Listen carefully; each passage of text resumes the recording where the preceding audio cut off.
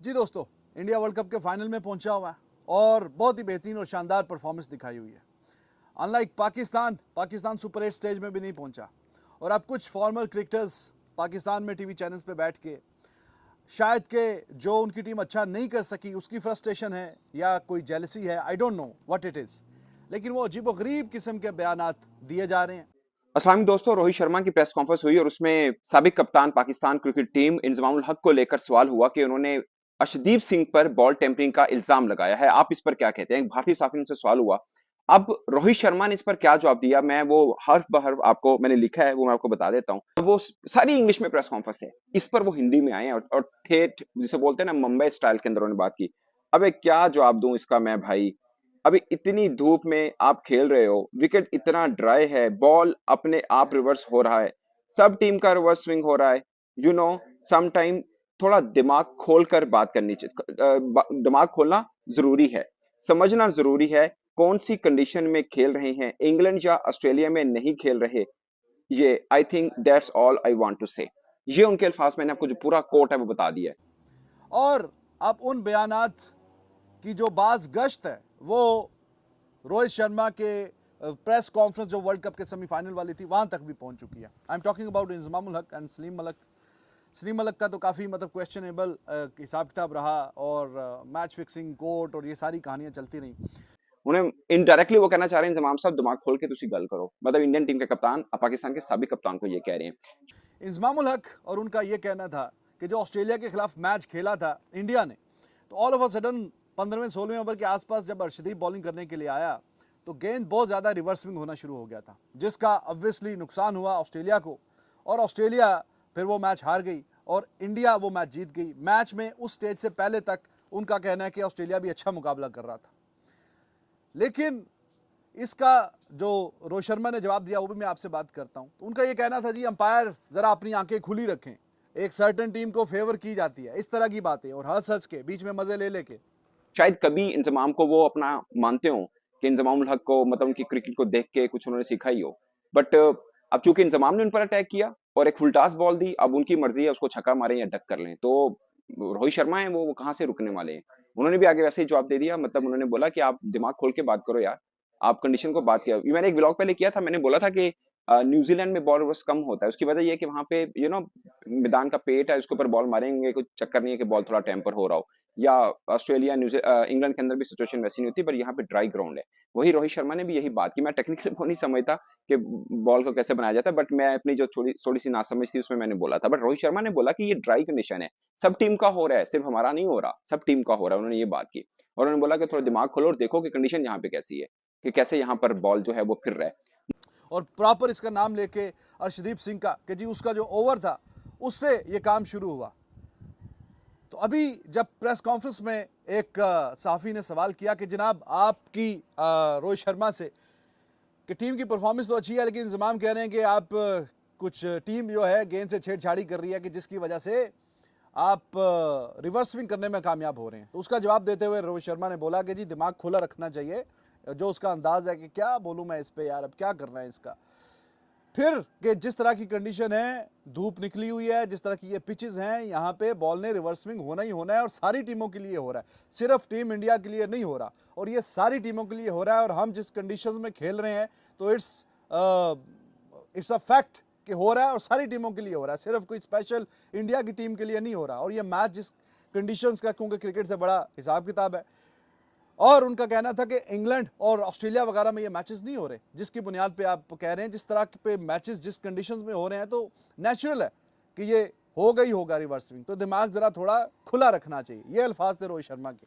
मुझे लगता है कि इसमें क्या मामला है उसकी तरफ जाने की मैं हमेशा ही बात करता हूँ कि जब इंडिया पाकिस्तान वाला मैटर होता है ना, आपके पास बहुत एग्जांपल्स हैं, आप दूसरों की एग्जांपल से सीख सकते हैं। सचिन तेंदुलकर और वीरेंद्र सहवाग दोनों इकट्ठे ओपन करते रहे हैं। आप सचिन तेंदुलकर की इज्जत देखिए पाकिस्तान में कितनी है, या ऑल ओवर द वर्ल्ड कितनी है। सहवाग की बात करते हैं, वो भी बड़े क्रिकेटर्स में कोई शक नहीं है, बहुत बड़े ओपनर थे।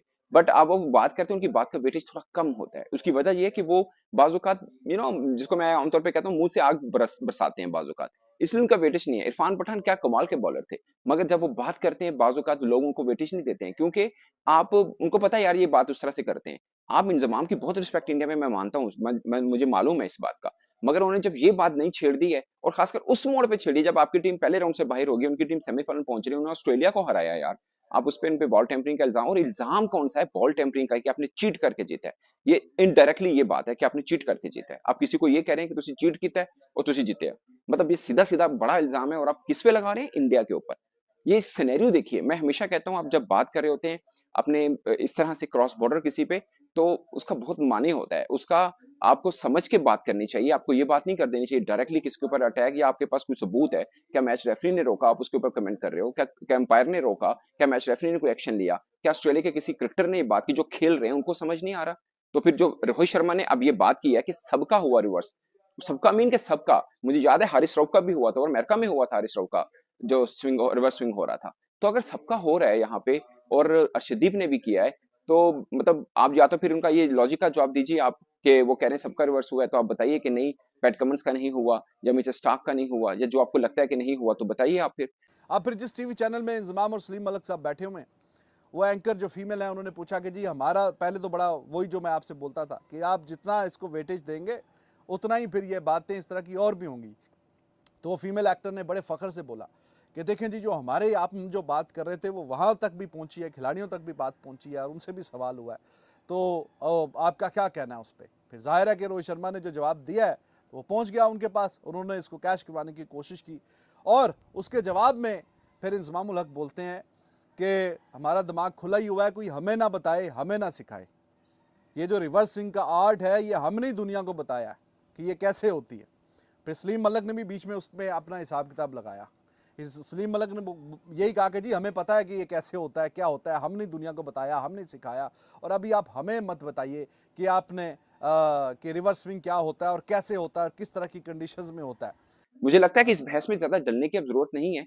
आप गलत पे गलत नहीं किया जा सकता, और रोहित शर्मा ने जो आंसर किया वो कैप्टन है अपनी टीम के और उनके खिलाड़ी के ऊपर बात हो रही है, तो वो उनका जो लहज़ा है वो जब वैसे बहुत फ्रैंक हैं, बहुत हम्बल होके बात करते हैं, बट जब उनको कोई छेड़ेगा तो वो इस तरह ही बोलते हैं। मैंने उनको जो देखा है वो इस तरह ही करते हैं।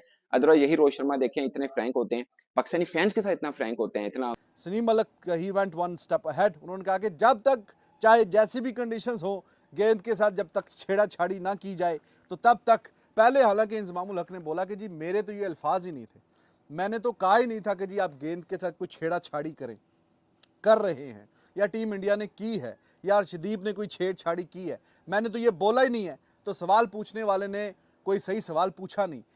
इंजमामुल हक का कहना था जी मैंने सिर्फ ये बोला है कि भाई अंपायरों को अपनी आंखें खुली रखनी चाहिए।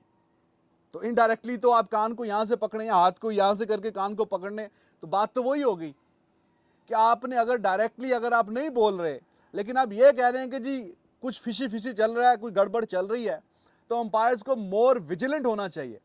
तो अंपायर्स को अपनी आंखें खुली रहनी चाहिए, रखनी चाहिए, ताकि वो देखे सराउंडिंग में क्या हो रहा है और क्या कहानी चल रही है। तो इसका मतलब तो इनडायरेक्टली यही हुआ ना कि भाई आप कह रहे हैं कि कोई गेंद के साथ छेड़ाछाड़ी, कोई नाखून, कोई चक।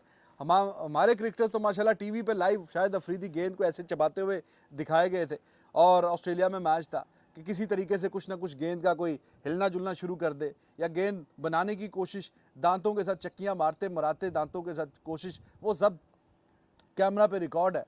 तो ये वर्ल्ड कप चल रहा है, यहाँ पे 40-40 कैमरे लगे हुए हैं, यहाँ पे कोई चीज़ नहीं बचती। तो अंपायर आंखें खुली रखे तो बाहर भी 40 आंखें कैमरे भी देखने हैं। तो कह रहे हैं कि जी मैंने ये तो नहीं कहा कि गेंद को छेड़ाछाड़ी किया है, लेकिन अंपायर्स का काम है कि अब अंपायर्स को अपनी आंखें खुली रखनी चाहिए। तो अब आप बताइए इस बात का क्या मकसद है? इसका मकसद तो यही है ना कि कुछ चल रहा है हिसाब किताब गड़बड़ वाला, कि जिसको देखने की ज़रूरत है।